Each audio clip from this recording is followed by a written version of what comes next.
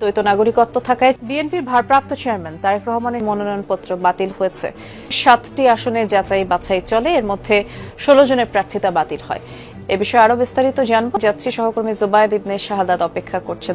বৃষ্টি, বিএনপির নবনিযুক্ত চেয়ারম্যান জনাব তারেক রহমান তার লন্ডনে এবং বাংলাদেশে দ্বৈত নাগরিকত্ব থাকায় এবং তার সম্পদের হিসাব সঠিকভাবে না দেওয়ায় মূলত তার মনোনয়নপত্র বাতিল ঘোষণা করা হয়েছে। ত্রয়োদশ জাতীয় সংসদ নির্বাচনের মনোনয়নপত্র যাচাই বাছাইয়ের বিএনপির ভারপ্রাপ্ত চেয়ারম্যান তারেক রহমানের মনোনয়নপত্র বাতিল হয়েছে, বৈধ ঘোষণা করা হয়েছে। ঢাকা 13 আসনে বিএনপির প্রার্থী ববি হাজ্জাজ, খেলাফতে মজলিসের প্রার্থী মামুনুল হক সহ 6 জনের মনোনয়নপত্র। একজন রাজনীতিবিদ যখন জনপ্রতিনিধি হওয়ার জন্য প্রথম ধাপ ফেলেন, তখনই তিনি স্ট্যাম্প পেপারে স্বাক্ষর করে সজ্ঞানে মিথ্যা তথ্য দিয়ে নিজের অসত্যতার প্রমাণ রাখেন।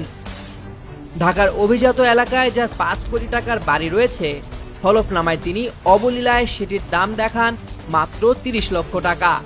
তারেক রহমান তিনি লন্ডনের নাগরিক, এ ব্যাপারে শক্ত প্রমাণ রাজনৈতিক বিশ্লেষকদের হাতে এসেছে এবং সাংবাদিকদের হাতে এসেছে।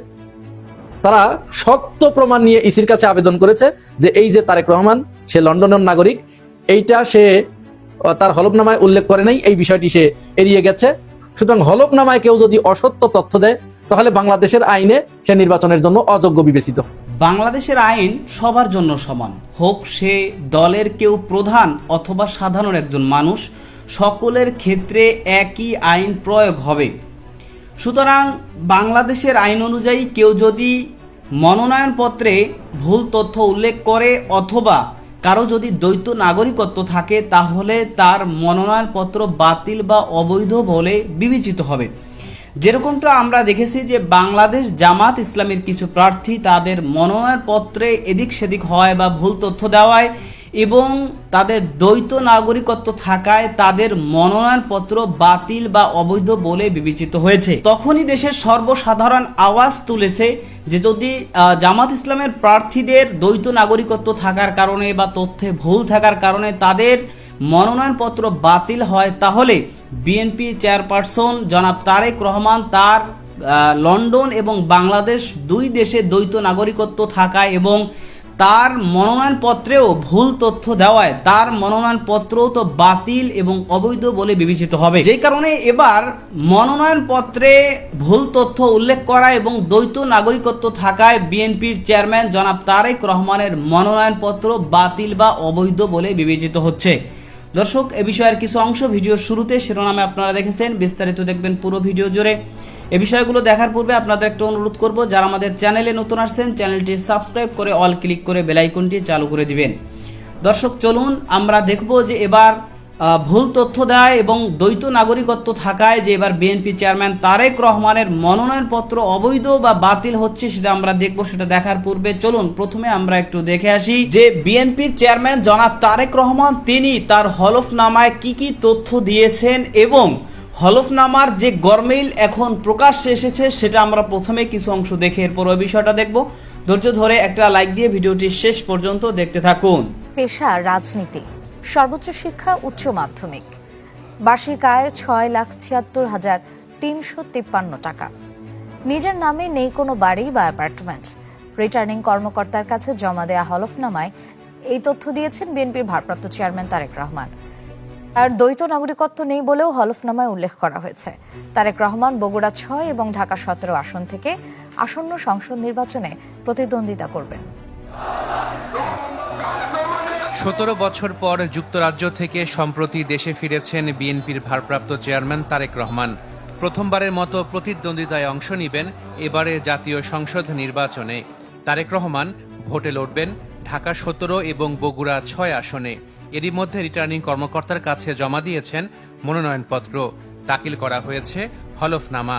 হলফনামায় তারেক রহমান উল্লেখ করেছেন তার দ্বৈত নাগরিকত্ব নেই, সর্বোচ্চ শিক্ষাগত যোগ্যতা উচ্চ মাধ্যমিক। হলফনামায় রয়েছে 2004 থেকে 2019 সাল পর্যন্ত 77টি মামলা হয়েছে তার বিরুদ্ধে, যার সবগুলো থেকেই খালাস বা অব্যাহতি পেয়েছেন। তবে সবচেয়ে বেশি মামলা থেকে খালাস বা অব্যাহতি হয়েছে 2024 সালে রাজনৈতিক পট পরিবর্তনের পর। পেশা হিসেবে উল্লেখ করেছেন রাজনীতি। মনোনয়নপত্র দাখিলের সময় পর্যন্ত তারেক রহমানের নগদ অর্থ ব্যাংকে জমা মিলিয়ে মোট 31,58,428 টাকা আছে। আর তার স্ত্রীর নামে আছে 66,54,747 টাকা। তারেক রহমানের বার্ষিক আয় 6,76,353 টাকা। আর এই আয় হয় শেয়ার এবং ব্যাংক আমানত থেকে। হলফনামায় উল্লেখ করা হয়েছে তারেক রহমানের এফডিআর আছে 90,24,307 টাকার, আছে 2.01 একর এবং 1.4 শতাংশ জমি। এছাড়া উপহার হিসেবে পেয়েছেন 2.9 শতাংশ জমি।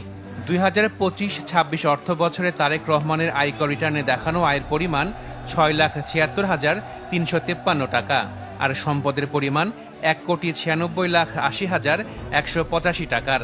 ট্যাক্স দিয়েছেন 1,01,453 টাকা। হলফনামায় তারেক রহমান আরও উল্লেখ করেছেন বগুড়া 6 এবং ঢাকা 17 আসনে 30 লাখ টাকা করে ব্যয় করবেন।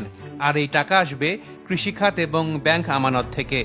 আপনার সম্পদ বাংলাদেশে থাকুক, ইংল্যান্ডে থাকুক, আমেরিকাতে থাকুক, আপনার সম্পদ, আমরা তো সম্পদ বিবরণী চাচ্ছি। সম্পদের পরিমাণ অনেকাংশে গোপন করা হয়েছে। বাংলাদেশের রাজনীতিতে নির্বাচনী হলফনামা এখন আর স্বচ্ছতার দলিল নয়, বরং এটি হয়ে দাঁড়িয়েছে আইনি প্রক্রিয়ায় মিথ্যাকে প্রতিষ্ঠিত করার এক হাতিয়ার। একজন রাজনীতিবিদ যখন জনপ্রতিনিধি হওয়ার জন্য প্রথম ধাপ ফেলেন, তখনই তিনি স্ট্যাম্প পেপারে স্বাক্ষর করে সজ্ঞানে মিথ্যা তথ্য দিয়ে নিজের অসত্যতার প্রমাণ রাখেন। অনুসন্ধানী সাংবাদিক জুলকারনাইন স্যারের সাম্প্রতিক এক বিশ্লেষণে উঠে এসেছে এই গভীর সংকটের চিত্র। তার মতে রাজনীতিবিদদের অসততার শুরুটাই হয় এই হলফনামা দাখিলের মাধ্যমে। জুলকারনাইন স্যারের পর্যবেক্ষণে তিনি বলেন কিভাবে প্রার্থীরা সম্পদের মূল্যে হাস্যকর গরমিল প্রদর্শন করেন। ঢাকার অভিজাত এলাকায় যার 5 কোটি টাকার বাড়ি রয়েছে, হলফনামায় তিনি অবলীলায় সেটির দাম দেখান মাত্র 30 লক্ষ টাকা। বাস্তবতা হলো এই দামে ঢাকায় এক টুকরো জমিও পাওয়া দুষ্কর। একইভাবে 3 কোটি টাকার বিলাসবহুল ফ্ল্যাটের দাম দেখানো হয় 70 লক্ষ টাকা। কেবল স্থাবর সম্পত্তি নয়, অস্থাবর সম্পত্তির হিসাবেও থাকে শুভঙ্করের ফাঁকি। বেডরুমে হয়তো 4 লক্ষ টাকার রাজকীয় আসবাবপত্র, কিন্তু কাগজে তা দেখানো হয় 40,000 টাকা। স্বর্ণের আকাশচুম্বী বাজার দর উপেক্ষা করে কেউ কেউ দাবি করেন তাদের 10 ভরি স্বর্ণের দাম নাকি মাত্র 1 লাখ টাকা। এই তথ্যগুলো কেবলই অসত্যই নয়, সাধারণ মানুষের বুদ্ধিমত্তার প্রতি এক ধরনের উপহাস। জুলকারনাইন স্যারের মতে হলফনামার অসঙ্গতির সবচেয়ে প্রকট রূপটি দেখা যায় প্রার্থীদের জীবনযাপন ও আয়ের তুলনামূলক চিত্রে। তিনি উল্লেখ করেছেন, যিনি কোটি টাকার প্রাডো গাড়ি ছাড়া রাস্তায় নামেন না, প্রতি সপ্তাহে 5 তারকা হোটেলে পরিবার নিয়ে ডিনার করেন এবং প্রতি 2-3 মাস পর পর বিদেশ ভ্রমণে যান, হলফনামায় দেখা যায় তার বাৎসরিক আয় মাত্র 3 লক্ষ টাকা। জীবনযাত্রার ব্যয়ের সঙ্গে আয়ের এই বিশাল গরমিল অর্থনীতির কোনো চিত্রেই মেলে না। পাশাপাশি দ্বৈত নাগরিকত্ব গোপন করার প্রবণতাও এখন ওপেন সিক্রেট বলেই মনে করছেন এই সাংবাদিক। অনেকেই বিদেশি পাসপোর্ট গোপন রেখে হলফনামায় অসত্য তথ্য প্রদান করেন। বিশ্লেষকদের মতে হলফনামার তথ্য যাচাইয়ে নির্বাচন কমিশনের ভূমিকা অনেকটা পোস্ট অফিসের মতো। তথ্য গ্রহণ করা হলেও সত্যতা যাচাই বা অসঙ্গতির বিরুদ্ধে কঠোর ব্যবস্থা নেওয়ার নজির নেই বললেই চলে। জুলকারনাইন স্যারের মতে ইসির এই নির্লিপ্ততাই প্রার্থীদের মিথ্যাচারে উৎসাহিত করছে। রাজনীতির শুরুতে এই অসততা ভবিষ্যতে প্রাতিষ্ঠানিক দুর্নীতির পথ প্রশস্ত করে। তাই দুর্নীতির মূল উৎপাটনে হলফনামায় স্বচ্ছতা নিশ্চিত করা অপরিহার্য। এখন পর্যন্ত নির্বাচন আয়োজনে নির্বাচন কমিশনের পদক্ষেপ ইতিবাচক থাকলেও কিছু বিষয়ে থেকে গেছে প্রশ্ন, যার মধ্যে আছে একটি দলের প্রতি পক্ষপাতমূলক আচরণ। এছাড়া প্রশ্ন আছে বিদেশি পর্যবেক্ষকদের থাকা খাওয়ার খরচ বহনের বিষয়টি। তবে নির্বাচন সুষ্ঠু অবাধ করতে প্রশাসন ও পুলিশকে নিরপেক্ষ ভূমিকা পালনের আহ্বান বিশ্লেষকদের। 2014, 18 আর 24-এর জাতীয় নির্বাচনে ফল ভোটাররা ঠিক করেনি, ঠিক করে দিয়েছিল আওয়ামী লীগ প্রশাসন। ফলে পরপর 3টি বিতর্কিত নির্বাচন দেখার পর জাতি যখন ভোট বিমুখ, সে সময় ঘটে জুলাই অভ্যুত্থান, পাল্টে যায় রাজনৈতিক বাস্তবতা। এই পরিবর্তিত পরিস্থিতিতে আগামী 12 ফেব্রুয়ারি ত্রয়োদশ জাতীয় সংসদ নির্বাচন ও গণভোট করতে যাচ্ছে নির্বাচন কমিশন। এবার ইসির ওপর জাতির আকাঙ্ক্ষা পূরণের চাপ যেমন রয়েছে, তেমনি দায় আছে অতীতে প্রশ্নবিদ্ধ নির্বাচন আয়োজনে দুর্নাম মুক্ত হওয়ার। নির্বাচন বিশ্লেষকরা এখন পর্যন্ত কমিশনের কাজকে ইতিবাচক হিসেবেই দেখছেন। তাদের পরামর্শ স্বচ্ছতা বজায় রাখার। এখানে এত পার্টিসিপেটরি হতে হবে ইলেকশনটা, শুধু দলগুলির পার্টিসিপেশন না। আমি মনে করি এখানে সব স্টেক হোল্ডারের পার্টিসিপেশন এবং উইথ কোঅপারেশন, এই দুটো জিনিস, এবং উইথ ট্রান্সপারেন্সিটা এখন খুব দরকার। একটু ট্রান্সপারেন্ট না হলে লোকের মনে নানান রকম সন্দেহ যোগে। বহু দিক দিয়ে তারা বিভিন্নভাবে একটু ভিন্নধর্মী। গত যতগুলো ইলেকশন কমিশন ছিল তার চাইতে এই ইলেকশন কমিশনকে দেখছি আমি অনেক ট্রান্সপারেন্ট, আর সবসময় বলছে যে ইলেকশন হবে। আমাদের সকলের মধ্যে একটা কনফিডেন্স দেওয়ার চেষ্টা করছে। দিস ইজ অলসো খুবই একটা উৎসাহজনক। আগামী নির্বাচন পর্যবেক্ষণ করবে আন্তর্জাতিক বিভিন্ন সংস্থার পর্যবেক্ষকরা। তাদের থাকা খাওয়ার খরচ বহন করবে নির্বাচন কমিশন। এই সিদ্ধান্তে স্বার্থের দ্বন্দ্ব দেখছেন ট্রান্সপারেন্সি ইন্টারন্যাশনাল বাংলাদেশের নির্বাহী পরিচালক। অনেক প্রশ্ন আছে, অনেক অবস্থান নির্বাচন কমিশন শুরু থেকে একাধিকবার নিয়েছে, যেটি কোনো বিশেষ দলের বা পক্ষের প্রতিপক্ষপাতিত্বের বিষয় ছিল। এই ধরনের প্রশ্ন আছে। যাদেরকে অর্থায়ন করে বিদেশি পর্যবেক্ষক আনা হবে তারা কোনো অবস্থায় নিরপেক্ষ প্রতিবেদন করতে পারবে না, কারণ এখানে স্বার্থের কাজ করবে। তাছাড়া এটি বৈষম্যমূলক। তো এই ধরনের বিষয়গুলো নির্বাচন কমিশন পরিহার করতে পারত। তা সত্ত্বেও শুধু নির্বাচন কমিশন একা তো নির্বাচন করে না, এর সাথে অনেক শক্তি আছে, তাদের উপর নির্ভর করবে। ভোট শান্তিপূর্ণ করতে প্রস্তুতির কোনো কমতি রাখতে চায় না নির্বাচন কমিশন। যদিও পরপর কয়েকটি রাজনৈতিক হত্যা ও সার্বিক আইনশৃঙ্খলা পরিস্থিতি নিয়ে উদ্বেগ জানিয়েছেন প্রার্থীরা।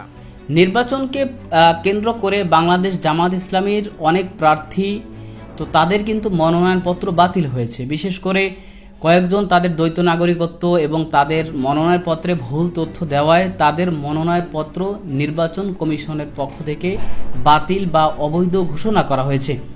সুতরাং বাংলাদেশ জামাত ইসলামীর প্রার্থীদের মনোনয়নপত্র যদি তাদের তথ্য ভুল দেওয়ার কারণে বা দ্বৈত নাগরিকত্ব থাকার কারণে সেটা বাতিল হয়, তো তাহলে আমরা দেখেছি যে বিএনপি চেয়ারম্যান জনাব তারেক রহমান তার লন্ডনে এবং বাংলাদেশে দুই দেশেই কিন্তু দ্বৈত নাগরিকত্ব রয়েছে তার।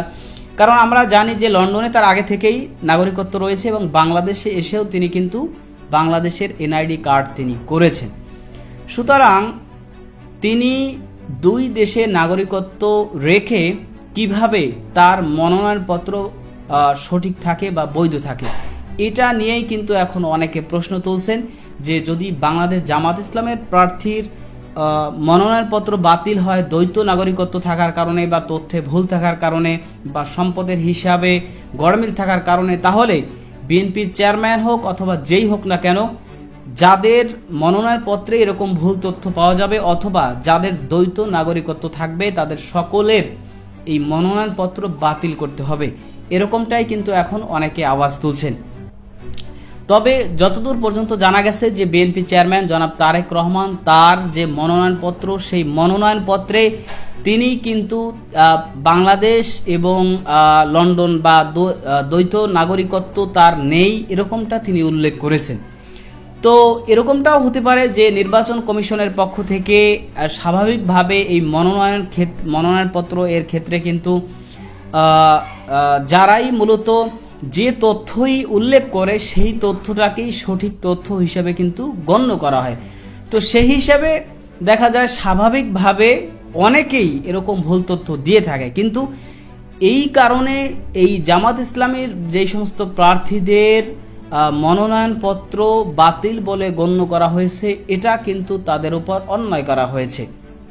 যদি বাতিল করা হয় তাহলে যারাই মূলত মনোনয়নপত্রে ভুল তথ্য দিয়েছে বা দ্বৈত নাগরিকত্ব থাকবে তাদের সকলের মনোনয়নপত্র বাতিল করতে হবে। আর যদি বাতিল নাই করা হয় তাহলে যেহেতু সবাই যেরকম দিচ্ছে সেটাই সঠিক হিসাবে গ্রহণ করা হচ্ছে, সেই হিসাবে সকলেরটাই সঠিক বা বৈধ হিসাবে গ্রহণ করতে হবে। এটাই কিন্তু এদেশের সর্বস্তরের মানুষের দাবি। আপনি ওই দাবির সাথে একমত পোষণ করেন কিনা কমেন্ট সেকশনে জানাতে পারেন। ভালো থাকবেন, সুস্থ থাকবেন, দেখা হবে নতুন কোনো ভিডিওতে, কথা হবে নতুন কোনো বিষয়। আজকে পর্যন্তই। আসসালামু আলাইকুম ওয়া রাহমাতুল্লাহ।